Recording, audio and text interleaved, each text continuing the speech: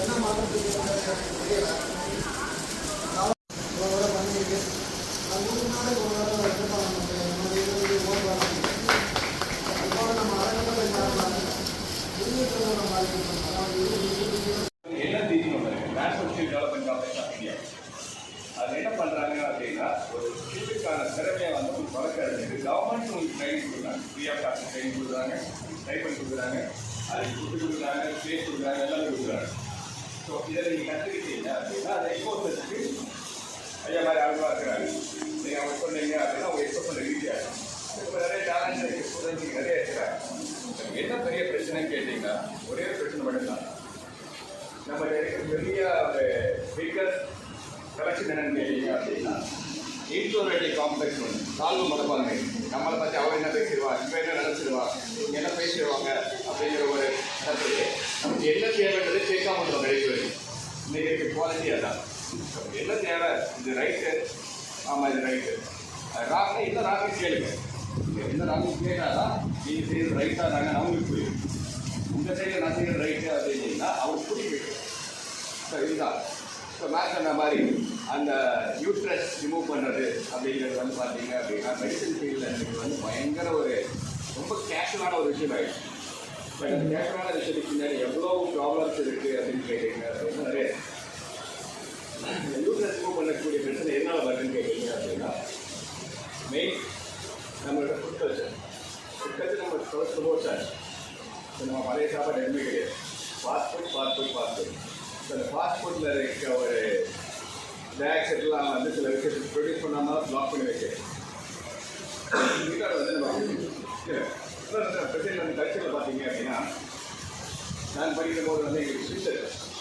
Morning வந்து கிளாஸில் இருக்கும், ஆஃப்டர்நூன் வந்து டியூட்டிக்கு போவோம், நைட் வந்து நைட் எங்களுக்கு ஷிஃப்ட் இருக்குது. நைட் ஷிஃப்ட் பார்த்தா inject account.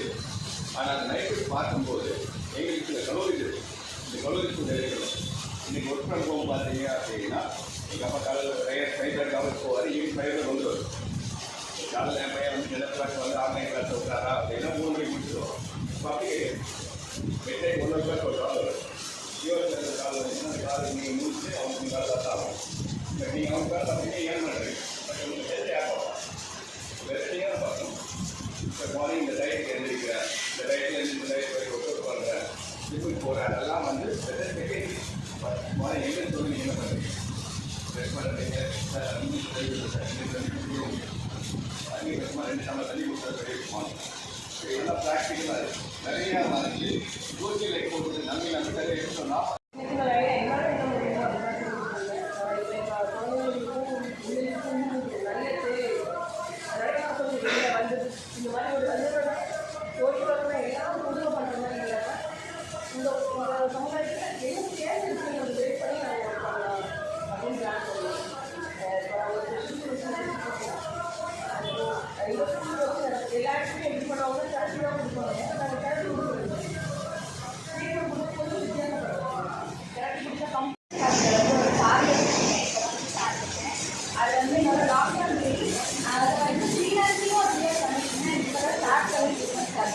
and another job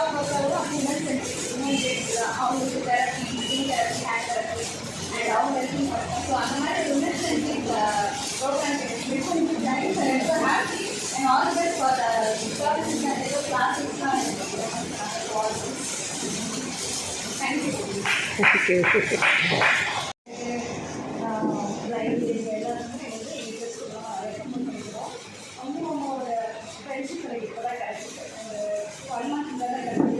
நீங்கள் வந்து டைட் ஸ்கூலில் வந்து டோர் மேட்டோட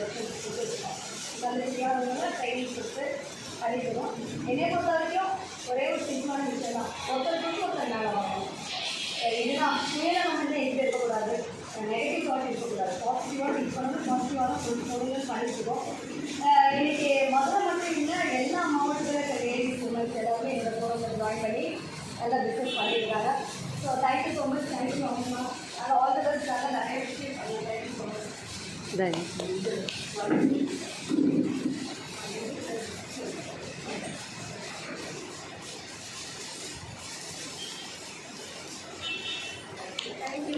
Thank you.